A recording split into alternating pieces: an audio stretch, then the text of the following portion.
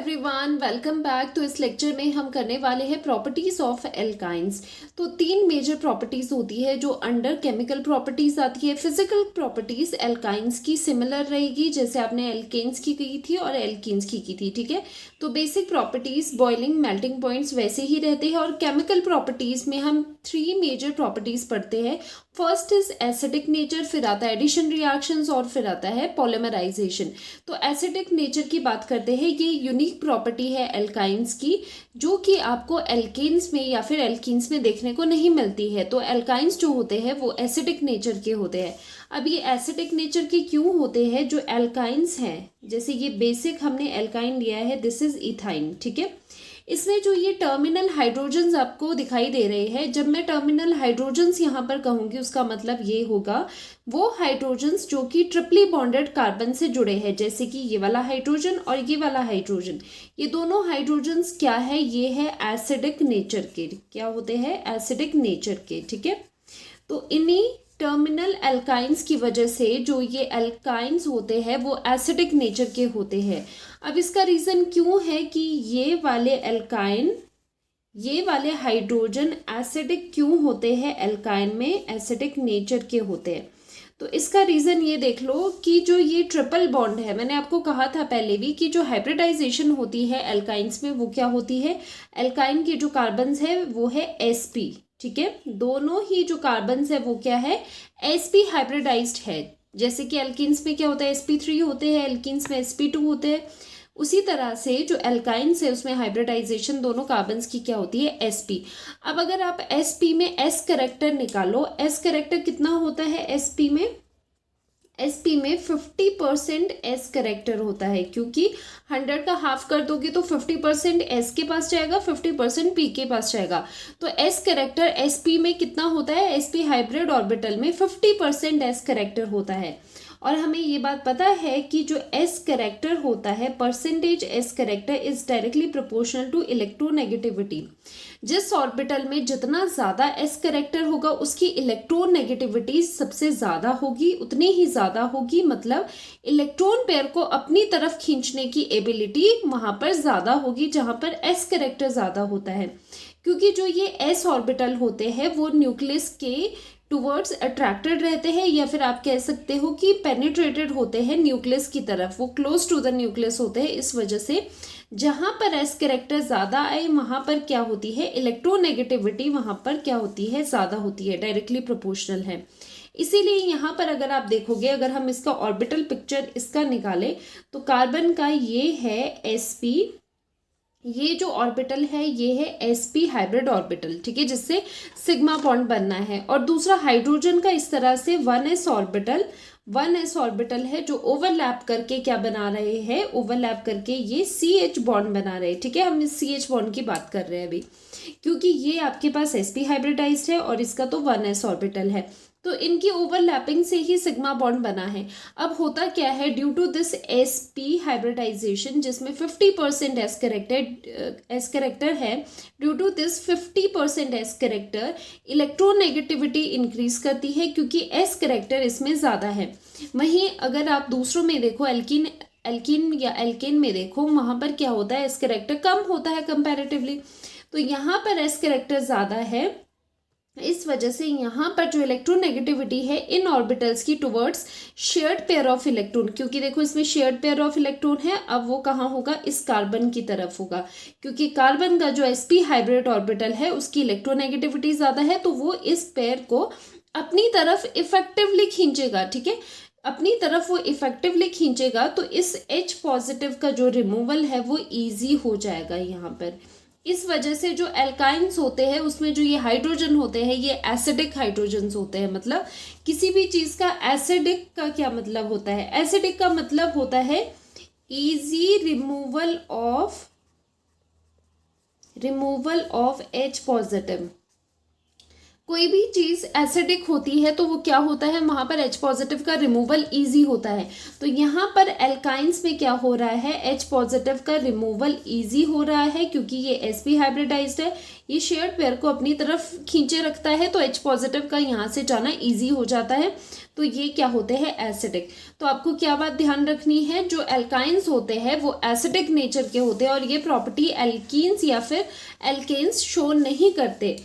तो यहाँ पर रीज़न क्या है कि ये sp हाइब्रिडाइज्ड है और इसकी क्या है, इसकी s करेक्टर ज़्यादा है और जिसकी वजह से इलेक्ट्रोनेगेटिविटी ज़्यादा है और जिसकी वजह से easy removal of H positive, ठीक है, और इसकी वजह से एल्काइंस होते हैं एसिडिक। तो एल्काइंस एसिडिक नेचर के होते हैं। अगर हम कंपैरिजन करें इन सब चीज़ों का तो क्या हो जाएगा, यहाँ पर देखो हाइब्रिडाइजेशन लिख लेते हैं। इस कार्बन की देखोगे तो यहाँ पर ये sp3 है, क्या है, sp3 हाइब्रिडाइज्ड है क्योंकि यहाँ पर सारे सिग्मा बॉन्ड्स है। डबल बॉन्डेड वाले में यहाँ पर हाइब्रिडाइजेशन इज sp2, यहाँ पर ट्रिपल बॉन्ड में हाइब्रिडाइजेशन इज sp।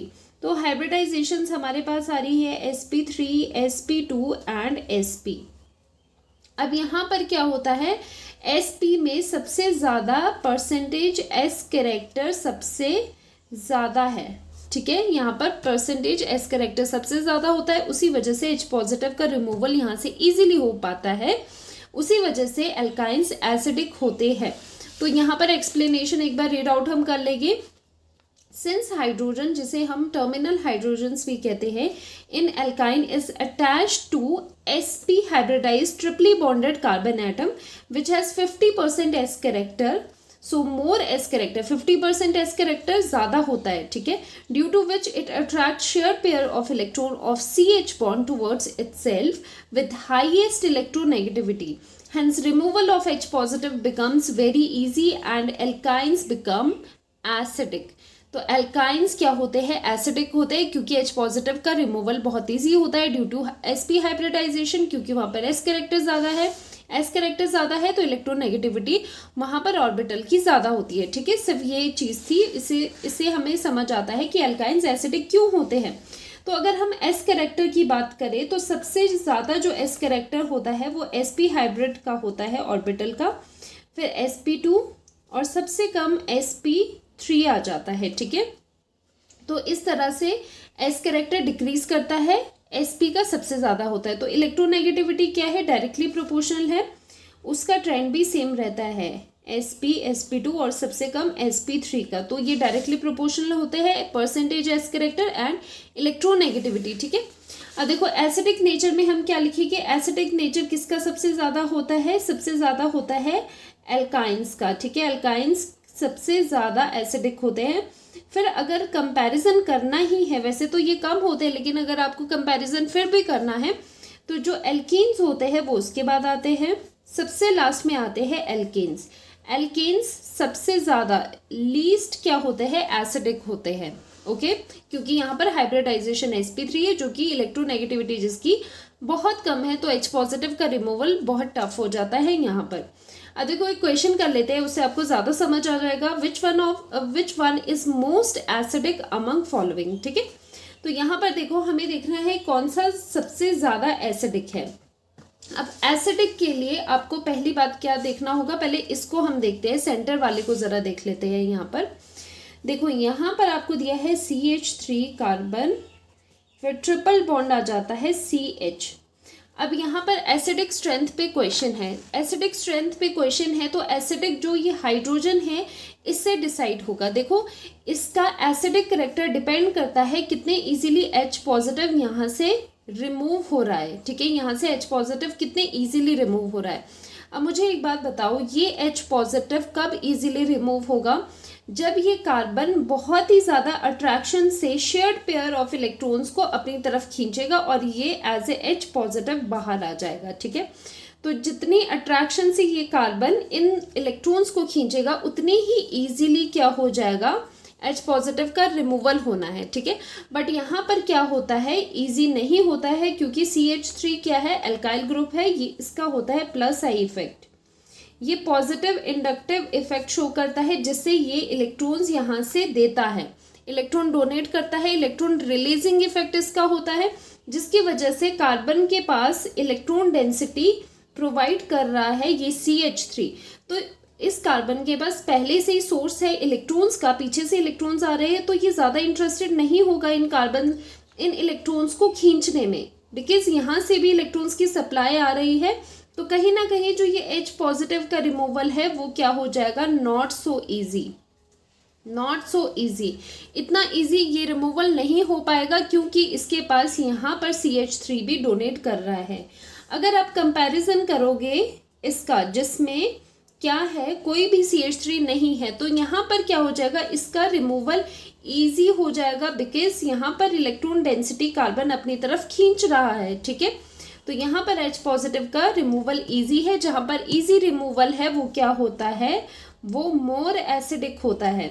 जो भी compound more easily H positive को रिमूव कर पाए तो वो मोर एसिडिक कहलाता है। ठीक है, तो इस क्वेश्चन में हमने क्या समझा कि यहाँ पर कि CH3 C triple bond CH, यहाँ पर ये प्लस आई इफेक्ट शो करता है, तो इस वजह से ये इलेक्ट्रॉन देगा। तो यहाँ पर ये शेयर्ड पेयर ऑफ इलेक्ट्रॉन को अपनी तरफ इतने इफेक्टिवली नहीं खींच पाएगा, नॉट सो ईजी। तो यहाँ पर इतना इजी रिमूवल नहीं होगा, रिमूवल नॉट सो इजी, जिसकी वजह से ये इतना ज़्यादा एसिडिक नहीं है। अगर हम थर्ड की बात करें तो यहाँ पर तो टर्मिनल एल्काइन में क्या है, टर्मिनल हाइड्रोजन्स ही नहीं है। यहाँ पर CH3 है, तो यहाँ पर जो हाइड्रोजन रिमूव होना है वो ही नहीं है।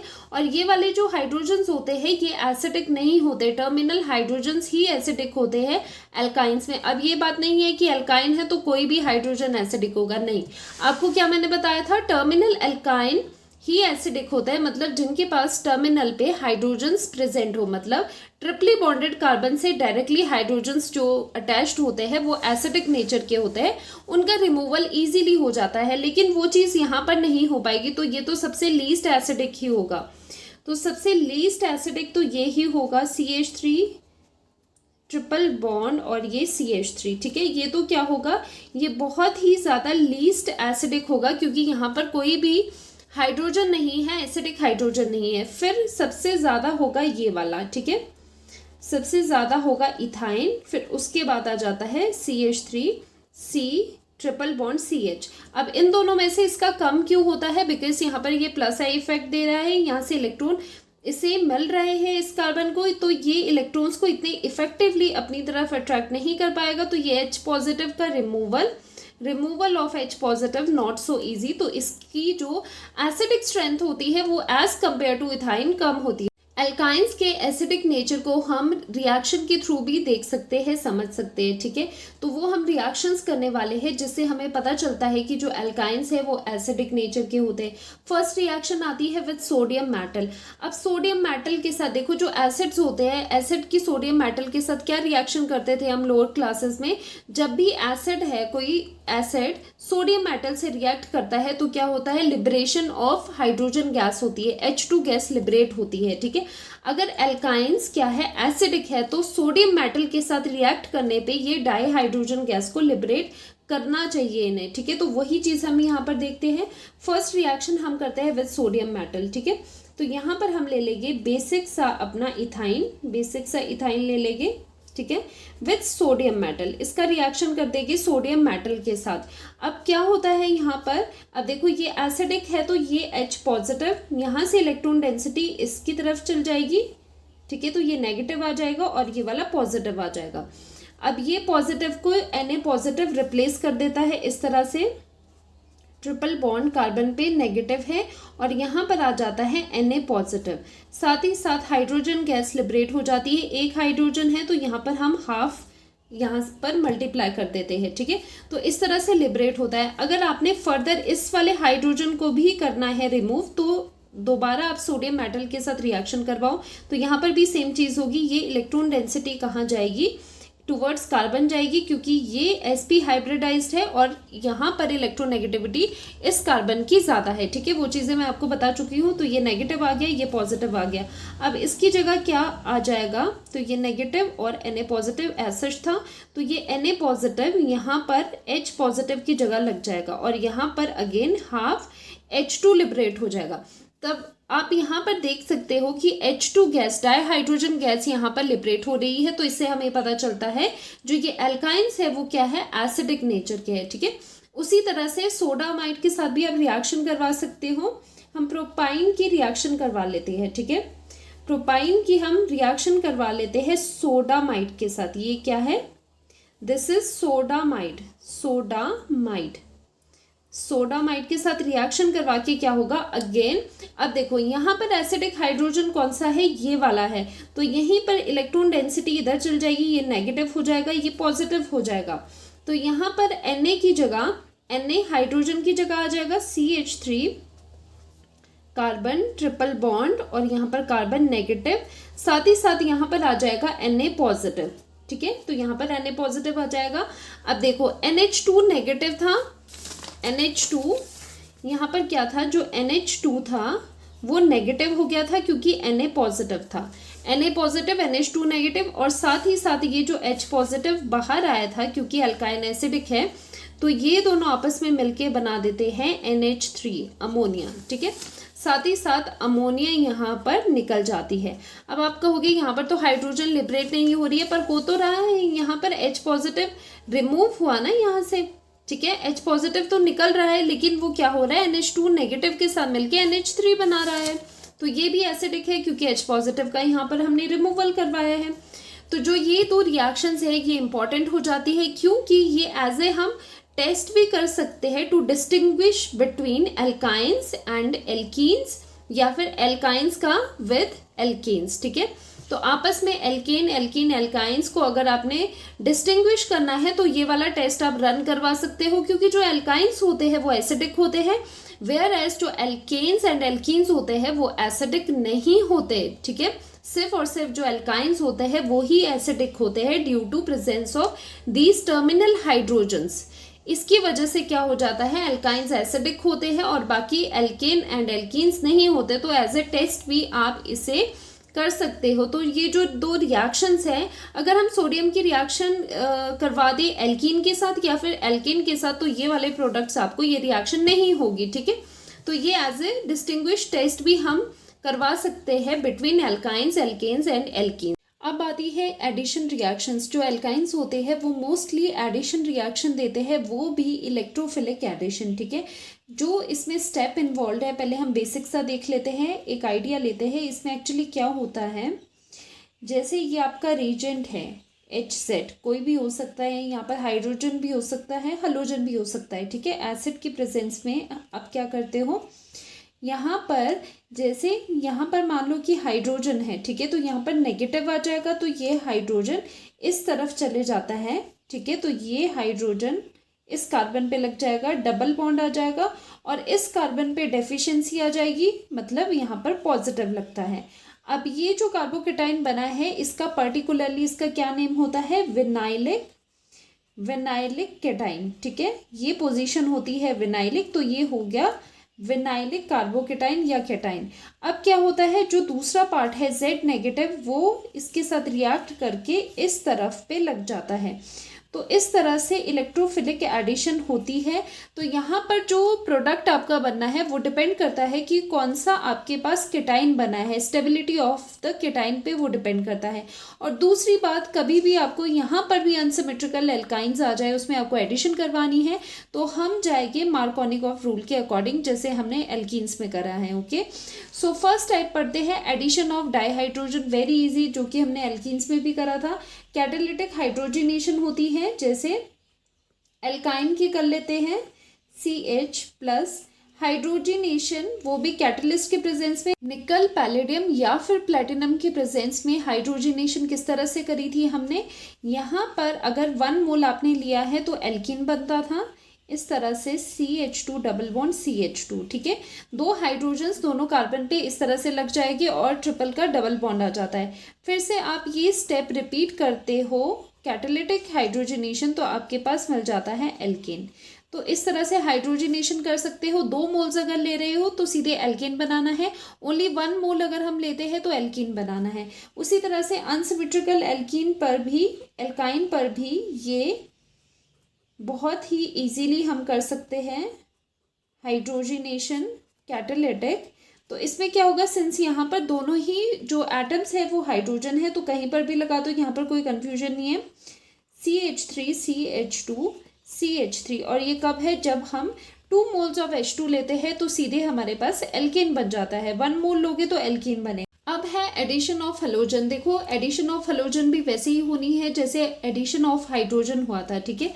तो यहाँ पर क्या करना है, आपको एल्काइन लेना है, CH3 CH triple bond CH यहाँ पर आ जाएगा, ठीक है। This is propyne. प्रोपाइन में अगर आप ब्रोमीन ऐड करते हो तो क्या हो जाता है, फर्स्टली ये वाला जो मॉलिक्यूल है, दोनों, एक ब्रोमीन यहाँ पर लगेगा, दूसरा यहाँ पर लग जाएगा, CH2 CH ठीक है।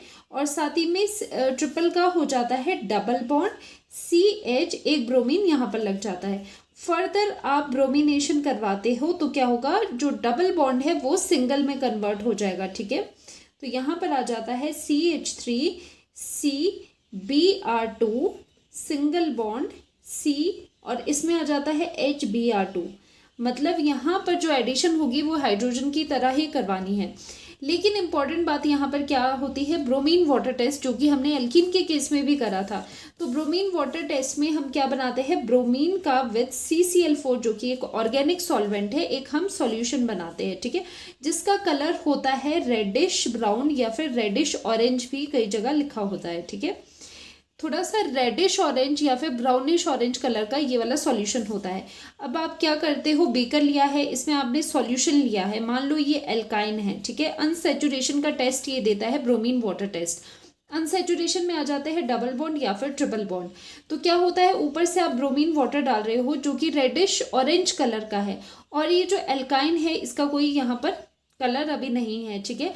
तो क्या है, ऊपर से जो ये ड्रॉप्स आ रहे हैं ये रेडिश ऑरेंज कलर के हैं। अगर ये सॉल्यूशन इसको डीकलराइज कर रहा है, अगर ये सॉल्यूशन, ये कंपाउंड ब्रोमीन वाटर को, क्योंकि ब्रोमीन वाटर का क्या है, रेडिश ऑरेंज कलर है, अगर इस कलर को ये सॉल्यूशन डीकलराइज कर रहा है, मतलब उसका जो रेडिश ऑरेंज कलर है उसी को भी अपने में डिसॉल्व करके डीकलराइज कर देता है, तो हम कहते हैं अनसैचुरेशन इज प्रेजेंट, ठीक है। So this is a very good test for unsaturation, ठीक है। तो अनसैचुरेशन पता करनी है तो ब्रोमीन वाटर टेस्ट से आप कर सकते हो, या फिर मैंने करवाया है आपको बेयर्स रीजेंट से भी आप देख सकते हो। तो यहाँ पर क्या होता है, सिंस एल्काइन है, ट्रिपल बॉन्ड है, तो जैसे ही हम ब्रोमीन डालते हैं CCl4 के साथ, ठीक है, उसका एक वाटर टाइप का उसका सॉल्यूशन बनाया है, तो क्या होता है, जो रेडिश ऑरेंज कलर है ब्रोमीन का CCl4 में, वो डीकलराइज हो जाता है। तो वहाँ पर वो डीकलराइज क्यों होता है, बिकॉज यहाँ पर ये रिएक्शन करवाता है ट्रिपल बॉन्ड पे। एडिशन ऑफ वाटर किस तरह से होती है, देखो जो एल्कीन एंड एल्काइंस है वो इमिसिबल होते हैं वाटर में और कुछ खास रिएक्शंस नहीं देते, लेकिन पर्टिकुलर कंडीशंस लेके, जैसे हम यहाँ पर मर्क्यूरिक आयन ले रहे हैं एसिड में, या फिर आप कह सकते हो मर्क्यूरिक सल्फेट ले रहे हैं डाइल्यूट H2SO4 के साथ, तो वहाँ पर क्या रिएक्शंस होती है वो बहुत इंटरेस्टिंग है देखने में। अब देखो हम एक प्रोपाइन लेते हैं, CH3C triple bond CH, propyne ले लिया, ठीक है। वाटर के साथ किस तरह से ये रिएक्शन करेगा, वाटर H2O HOH करके हमने अलग से इसे लिख लिया है, ठीक है। In the presence of mercuric ion और H पॉजिटिव हमें डिनोट कर रहा है यहाँ पर कि हमने एसिड लिया है, डाइल्यूट सल्फ्यूरिक एसिड, ठीक है। 333 केल्विन, तो आपको इसे हीट करना है। तो हीट करोगे जब मर्क्यूरिक आयन की प्रेजेंस में, तो क्या हो जाता है, इसकी एडिशन हो जाती है ट्रिपल बॉन्ड पे। अब यहाँ पर हम एडिशन करेंगे अकॉर्डिंग टू मार्कोनिकॉफ रूल, ठीक है। तो मार्कोनिकॉफ रूल जैसे हमने डबल बॉन्ड के लिए करा है, यहाँ पर भी आप ट्रिपल बॉन्ड के लिए कर सकते हो। तो हाइड्रोजन जाएगा जहाँ पर मोर नंबर ऑफ हाइड्रोजन है, दैट मीन्स इस कार्बन पे आप हाइड्रोजन लगाओगे और OH आप इस कार्बन पे लगाने वाले हो, CH3C, और यहाँ पर OH आ जाता है, ट्रिपल का डबल बॉन्ड रह जाता है और यहाँ पर आ जाता है CH2 क्योंकि हाइड्रोजन इस कार्बन पे लग रहा है। And this is enol. ये क्या है? इनोल। इनोल क्यों है? क्योंकि यहाँ पर इन है और ओल है, ठीक है। OH है, डबल बॉन्ड है, तो यहाँ पर इनोल, क्योंकि इन और ओल है तो ये एक इनोल है। देखो जब भी इनोल आ जाता है तो वो स्टेबल नहीं होता और वो कोशिश करता है कि वो कीटो फॉर्म में कन्वर्ट हो जाए, तो यहाँ पर एक आइसोमराइजेशन हमें देखने को मिलती है, ठीक है, जिसे कहते हैं कीटो इनोल आइसोमराइजेशन या फिर टॉटोमेरिज्म भी कहते हैं, ठीक है। टॉटोमेरिज्म भी कहते हैं या फिर कीटो इनोल आइसोमराइजेशन भी कहते हैं। अब क्या होता है, ये जो डबल बॉन्ड है वो यहाँ पर शिफ्ट हो जाता है और ये H पॉजिटिव क्या हो जाता है? ऊपर आ जाता है। जो ये H है ये ऊपर चले जाएगा हाइड्रोजन और ये डबल बॉन्ड यहाँ पर आ जाता है, ठीक है। तो इस तरह से ये रीअरेंजमेंट होती है। तो यहाँ पर हम एरो बड़ा दिखाएंगे और रिवर्स हम कम दिखाएंगे क्योंकि जो कीटो फॉर्म है उसमें कन्वर्जन ज़्यादा स्टेबल है। तो ये बन जाता है CH3C, यहाँ पर सिंगल का हो जाता है डबल बॉन्ड ऑक्सीजन और यहाँ पर सिंगल बॉन्ड आ जाता है CH2 और ये हाइड्रोजन इसके साथ जाके CH3 हो जाएगा। This is ketone. तो ये कीटो फॉर्म है जो कि ज़्यादा स्टेबल होती है। तो यहाँ पर जो हो रहा है दिस इज आइसोमराइजेशन। आइसोमराइजेशन हो रहा है, कीटो इनोल का कन्वर्जन हो रहा है। कीटो फॉर्म ज़्यादा स्टेबल होती है तो इनोल ने डायरेक्टली कीटो में कन्वर्ट कर दिया। अब यहाँ पर देखने वाली ये बात है, जब एडिशन ऑफ वाटर होता है एल्काइन पर तो कार्बोनाइल कंपाउंड बनता है। कार्बोनाइल कंपाउंड कौन सा होता है? जिसमें C डबल बॉन्ड O हो, ठीक है, जिसमें क्या हो? C डबल बॉन्ड O हो। तो एक कार्बोनाइल कंपाउंड हमें मिलता है जब एडिशन ऑफ वाटर होता है एल्काइन पे, ठीक है। तो ये इसकी थर्ड प्रॉपर्टी थी। अब देखो फोर्थ प्रॉपर्टी क्या है? एडिशन ऑफ हाइड्रोजन हैलाइड जैसे कि HX। तो इसमें आपको ध्यान रखना है जब भी 2 मोल्स ऑफ HX ऐड होते हैं एल्काइन पे तो हमें जेमिनल डाइहैलाइड मिलते हैं। अब जेमिनल क्या होते हैं? जेमिनल पोजीशन ये होती है कि एक ही कार्बन के ऊपर दोनों सब्स्टिट्यूएंट लगते हैं तो हम उसे जेमिनल कहते हैं। विसिनल क्या होता है? एडजेसेंट कार्बन्स पे इस तरह से ग्रुप्स लगे हो उसे हम विसिनल कहते हैं, ठीक है। तो जेमिनल डाइहैलाइड्स हमें मिलते हैं जब हम एल्काइंस की रिएक्शन करवाते हैं 2 मोल ऑफ HX के साथ। 2 मोल ऑफ हाइड्रोजन हैलाइड्स के साथ रिएक्शन करवाने पे हमें जेमिनल डाइहैलाइड्स मिलते हैं। तो रिएक्शन में देख लेते हैं। तो हमने लिया है यहाँ पर प्रोपाइन, ठीक है। तो HBr की हम एडिशन करवाने वाले हैं।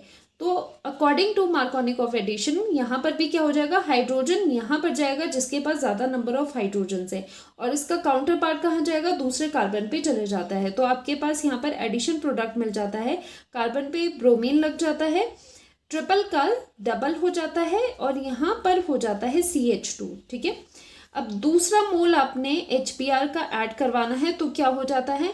यहाँ पर भी ये जो हाइड्रोजन है ये एडिशन होगा जहाँ पर मोर नंबर ऑफ हाइड्रोजन्स है, मार्कोनिक ऑफ एडिशन, और यहाँ पे जो ब्रोमीन है वो लग जाते हैं इस कार्बन पे, ठीक है। तो इस तरह से आपके पास मिल जाता है कि जेमिनल डाइहैलाइड। जेमिनल डाइहैलाइड आपके पास मिल जाता है। जेम पोजीशन कौन सी है? ये वाली है, ठीक है, जेमिनल डाइहैलाइड। अब लास्ट प्रॉपर्टी करते हैं पॉलीमराइजेशन। तो देखो ये हमारी थर्ड प्रॉपर्टी भी है। तो ये लीनियर पॉलीमराइजेशन भी शो करता है एल्काइन, जैसे कि एल्कीन करते हैं, वो सिंपल है। अब हम यहाँ पर सिर्फ और सिर्फ साइक्लिक पॉलीमराइजेशन करते हैं। यस, वो लीनियर भी करता है, लीनियर चेन में वो ऐड होता रहता है, लेकिन ये साइक्लिक भी करता है, ये ज़्यादा इंपॉर्टेंट है। तो इसकी क्या कंडीशन होगी? देखो जैसे हमने 3 मोल्स ऑफ इथाइन लिया है, ठीक है। 3 मोल्स ऑफ इथाइन को जब आप रेड हॉट आयरन ट्यूब से पास करते हो इथाइन को और हाई टेम्परेचर पे 873 केल्विन पे, तो क्या होता है? पॉलीमराइजेशन हो जाता है और आपके पास बन जाता है बेंजीन। अब बेंजीन की डिटेल स्टडी हम नेक्स्ट लेक्चर में करेंगे। फिलहाल के लिए आप ये सोच लो कि ये आप ध्यान रखो कि ये वाला जो स्ट्रक्चर होता है ये क्या होता है? बेंजीन कहते हैं इसे, ठीक है। तो इसके बॉन्ड्स क्या होते हैं? ये यहाँ पर रेजोनेंस में होते हैं, तो यहाँ पर बॉन्ड्स इधर भी लग सकते हैं, इधर भी लग सकते हैं। इसीलिए जनरली बेंजीन के अंदर हम एक रिंग देखते हैं। इसका मतलब होता है कि ये ऑल्टरनेट पोजीशन पे डबल बॉन्ड्स होंगे, लेकिन उनकी पोजीशन आगे पीछे हो सकती है, ठीक है। अब ये यहाँ पर ऐसे कैसे हो रहा है, यहाँ पर देखो ये हो रहा है CH ट्रिपल बॉन्ड CH, ठीक है। यहाँ पर 1 मोल ले लिया, सेकेंड मोल आपने यहाँ पर ले लिया, थर्ड मोल इस तरह से यहाँ पर आ गया। अब इसमें रेड हॉट आयरन ट्यूब से पास किया 873 केल्विन में। अब यहाँ पर किस तरह से होता है, ये वाले जो डबल बॉन्ड है ये यहाँ पर शिफ्ट हो जाता है, तो इसका डबल बॉन्ड आगे शिफ्ट हो जाएगा एक इन दोनों कार्बन्स के बीच में बॉन्ड बनाने के लिए। उसी तरह से ये बॉन्ड इन दोनों कार्बन के बीच में बॉन्ड बनाने के लिए शिफ्ट हो जाता है और आपको एक इस तरह का एक स्ट्रक्चर मिलता है जिसमें यहाँ पर कार्बन कार्बन के बीच में एक बॉन्ड आ गया और यहाँ पर ट्रिपल का डबल बॉन्ड रह गया। उसी तरह से ये डबल बॉन्ड्स आते हैं, दिस इज कॉल्ड बेंजीन। तो यहाँ पर देखने वाली बात यह है कि जो आपका एल्काइन है वो बहुत इंपॉर्टेंट है एज ए स्टार्टिंग मटेरियल, क्योंकि वहाँ से आप इसकी पॉलीमराइजेशन करके, साइक्लिक पॉलीमराइजेशन करके आप बेंजीन की प्रिपरेशन कर सकते हो। तो बेंजीन की प्रिपरेशन में भी ये रिएक्शन वेरी वेरी इंपॉर्टेंट है। तो यहाँ पर बेंजीन की प्रिपरेशन हम एल्काइन से बाइसाइक्लिक पॉलीमराइजेशन कर सकते हैं और बेंजीन बहुत ही wide variety of organic compounds का एज अ बेस है, ठीक है। तो यहाँ पर हमने कंप्लीट किया है केमिकल प्रॉपर्टीज ऑफ एल्काइंस। अब नेक्स्ट लेक्चर में हम क्या करेंगे, साइक्लिक हाइड्रोकार्बन्स करेंगे, जिसमें हम बेंजीन और बेंजीन के डेरिवेटिव्स को बहुत ही इजीली समझेंगे और बहुत ज़्यादा इंपॉर्टेंट है ये, ठीक है। तो मिलते हैं आपसे नेक्स्ट लेक्चर में, बाय बाय।